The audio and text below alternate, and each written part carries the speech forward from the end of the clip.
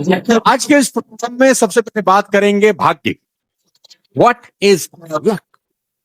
इसको बोलते हैं, क्या होता है, क्या आप डायरेक्ट सेलिंग में लकी हैं कि नहीं, क्या लक की इंपॉर्टेंस है कि नहीं, कितना % रोल है लक का आपके डायरेक्ट सेलिंग के करियर में, कामयाब होंगे कि नहीं होंगे उससे। भाग्य किसको बोलते हैं, एक छोटी सी कहानी से सुनाता हूं, समझाने की कोशिश करता हूं। एक बार एक चिड़ियाघर में एक ऊँटनी का बच्चा और ऊँटनी, दो लोग चिड़ियाघर में थे।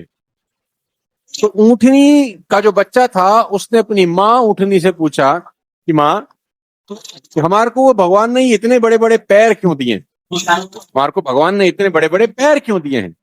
तो उसकी माँ ऊँटनी ने कहा कि बेटा, हमें रेगिस्तान में बहुत दूर तक चलना पड़ता है, मीलों रेत होती है, पता नहीं कितना लंबा रास्ता होता है, इसलिए पंजे और पैर बड़े बड़े होते हैं ताकि हम दूर तक जा सकें। उस बच्चे ने कहा वंडरफुल। उसने अपनी माँ से दूसरा सवाल पूछा कि माँ, हमारी आंखों के ऊपर जो भवे हैं, इसके ऊपर बाल इतने बड़े बड़े क्यों होते हैं।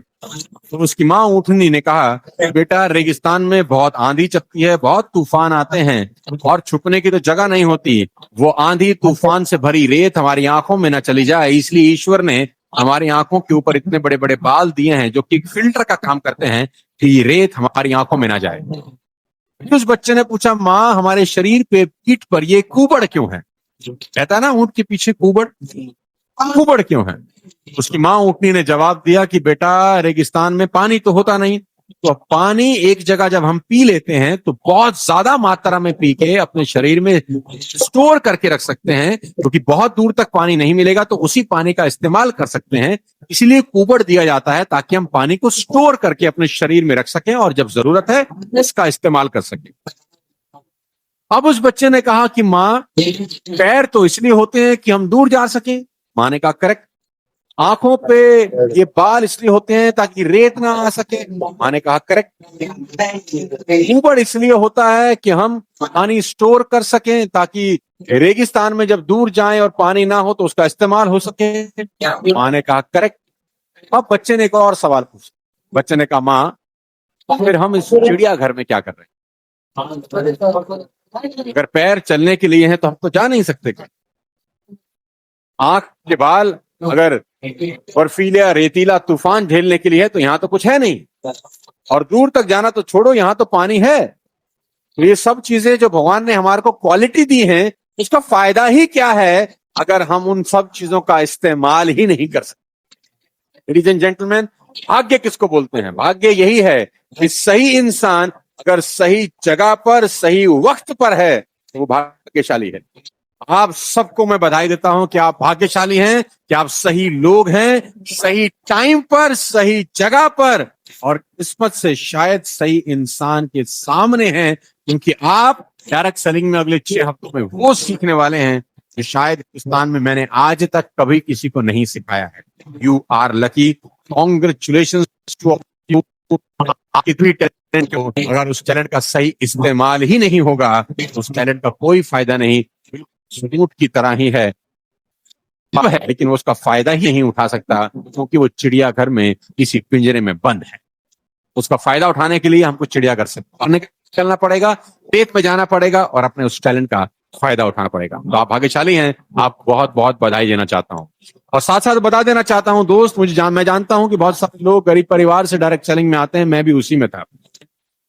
कभी कभी तो छप्पर नहीं होता सर के ऊपर, मैं जानता हूं, पक्की छत नहीं होती, अपना मकान नहीं होता, किराए के मकान होते हैं, ज्वाइनिंग का पैसा भी कभी ना कभी उधार लेके लगाया जाता है, मैं ये भी जानता हूँ। क्या बोल रहे हैं? मैं जानता हूँ दोस्त, हमारी नियति यही है कि हमने एक जैसे मनुष्य के रूप में जन्म लिया है, पर हमारी कीर्ति इसी में है कि मृत्यु के समय एक समान ना हो। एक जैसे मनुष्य के रूप में आप और मैं पैदा हुए हैं, लेकिन मौत के समय स्थितियां एक जैसी नहीं होनी चाहिए, अलग होनी चाहिए, दुनिया से अलग होने चाहिए, ज्यादा सक्सेसफुल होने चाहिए, ज्यादा धन होना चाहिए और अपनी जिंदगी में बेहद कामयाब होने चाहिए। नियति तो है ना, पैदा तो सब एक जैसे होते हैं, लेकिन मृत्यु के समय एक समान होने नहीं चाहिए। पैदा होने और मृत्यु के बीच का जो कार्य है ना, वो बहुत कामयाब होना चाहिए। इसके लिए आज आप और मैं शायद आमने और सामने। मैं हमेशा से बोलता हूं, भले ही हमारा जन्म एक मिडिल क्लास फैमिली में हुआ, लेकिन हम अपनी क्लास बदल सकते हैं। भले ही आपका और हमारा जन्म एक अनपढ़ माँ बाप के यहाँ हुआ हो, लेकिन हमारी मृत्यु एक विद्वान के रूप में हो सकती है।